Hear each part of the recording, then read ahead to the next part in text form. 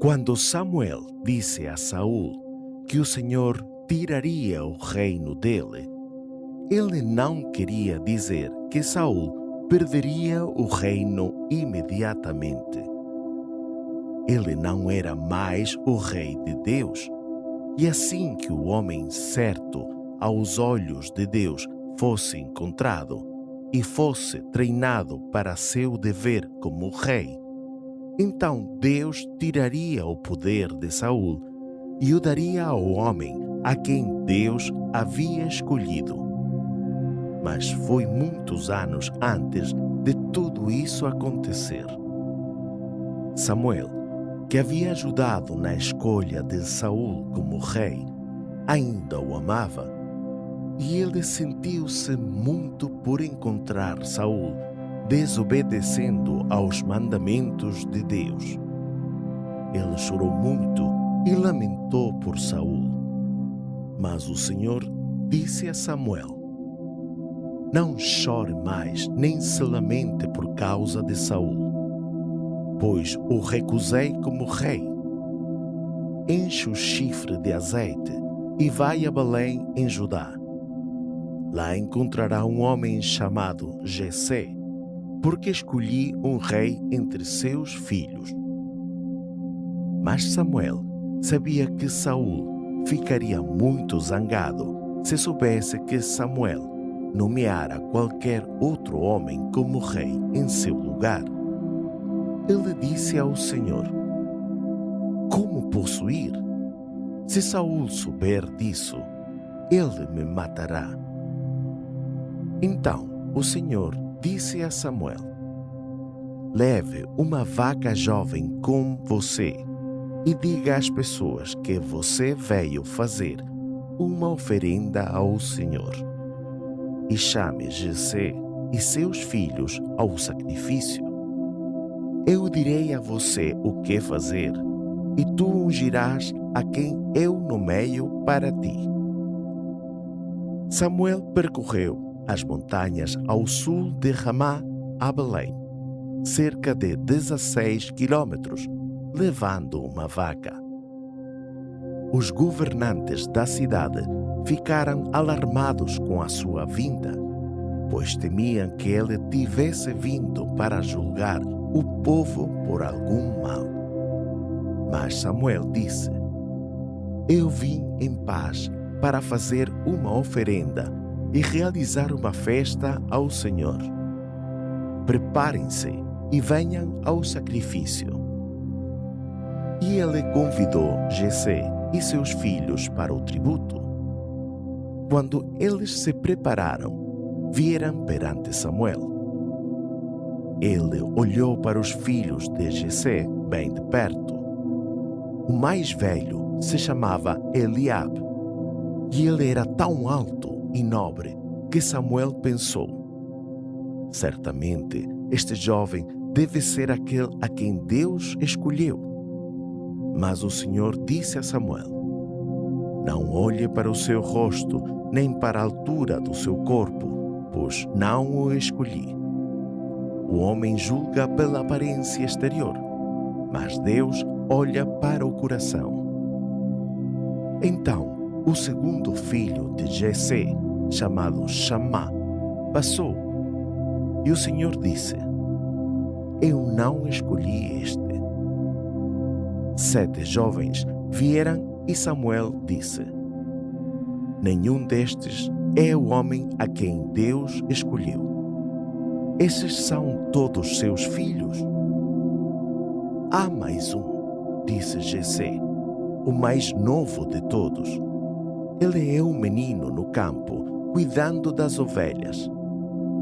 E Samuel disse: envie por ele, pois não vamos sentar-nos até que ele venha. Então, depois de um tempo, o filho mais novo foi trazido. Seu nome era David, uma palavra que significa querido. E ele era um menino bonito, talvez de 15 anos, com bochechas frescas e olhos brilhantes. E assim que o jovem David chegou, o Senhor disse a Samuel: levanta-te, unge-o, porque este é o escolhido. Então Samuel derramou azeite sobre a cabeça de David, na presença de todos os seus irmãos. Mas ninguém sabia naquela época que a unção significava que David seria o rei. Talvez eles achassem que David fosse escolhido para ser um profeta como Samuel. Naquele tempo, o Espírito do Senhor veio sobre David e ele começou a mostrar sinais de grandeza vindoura. Ele voltou para as suas ovelhas nas colinas ao redor de Belém, mas Deus estava com ele. David cresceu forte e corajoso, não tendo medo das feras que rondavam e tentavam levar suas ovelhas. Mais de uma vez, ele lutou com leões e ursos e os matou quando eles agarraram os cordeiros do seu rebanho. E David, sozinho o dia todo, praticava atirar pedras numa funda, até poder atingir exatamente o lugar para o qual ele apontava. Quando ele balançou a funda, ele sabia que a pedra iria para o mesmo ponto em que ele estava jogando. E jovem como era, David pensou em Deus e orou a Deus. E falou Deus com David e mostrou a David a sua vontade. E David era mais que um pastor e um lutador de feras. Tocou a harpa, fez música e cantou canções sobre a bondade de Deus para o seu povo. Uma dessas canções de David, que todos ouvimos e talvez saibamos tão bem que podemos repeti-la, é chamado de O Salmo do Pastor e começa com as palavras: O Senhor é meu pastor e mais não quero. Ele me faz deitar em pastos verdes. Ele me conduz ao lado das águas paradas. Ele restaura a minha alma. Ele me conduz nos caminhos da justiça por causa do seu nome. Sim, embora eu ande pelo vale da sombra da morte, não temerei mal algum, porque tu estás comigo. A tua vara e o teu cajado me consolam. Preparas uma mesa perante mim na presença dos meus inimigos. Unges a minha cabeça com azeite, meu cálice transborda. Certamente que a bondade e a misericórdia me seguirão todos os dias da minha vida, e habitarei na casa do Senhor para sempre. Alguns pensam que David fez este salmo enquanto ele mesmo era um pastor, cuidando do seu rebanho. Mas parece mais com os pensamentos de um homem do que de um menino. E é mais provável que, depois daqueles dias, quando David era rei e se lembrou de sua juventude e de seu rebanho nos campos, que ele tenha visto como Deus o havia guiado, assim como ele havia guiado suas ovelhas. E então ele escreveu este salmo. Mas enquanto o Espírito de Deus veio a David entre suas ovelhas, esse Espírito deixou o rei Saul, porque ele não mais obedecia às palavras de Deus. Então Saul ficou muito infeliz e sombrio em seus sentimentos. Houve momentos em que ele parecia perder a cabeça e uma loucura vinha sobre ele. E quase todas as vezes Saul estava triste e cheio de problemas, porque não estava mais em paz com Deus.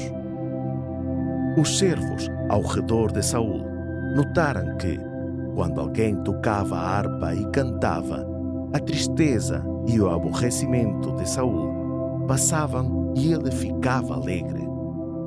Uma vez Saul disse: encontre alguém que possa tocar bem e traga-o para mim. Deixe-me ouvir música. Isso afasta minha tristeza. Um dos jovens disse: Eu vi um jovem, um filho de Jessé em Belém, que pode tocar bem. Ele é bonito em sua aparência e agradável em falar. Então eu vi que ele é um jovem corajoso, que pode lutar tão bem quanto ele pode brincar, e o Senhor está com ele. Então Saul enviou uma mensagem para Jessé, o pai de David.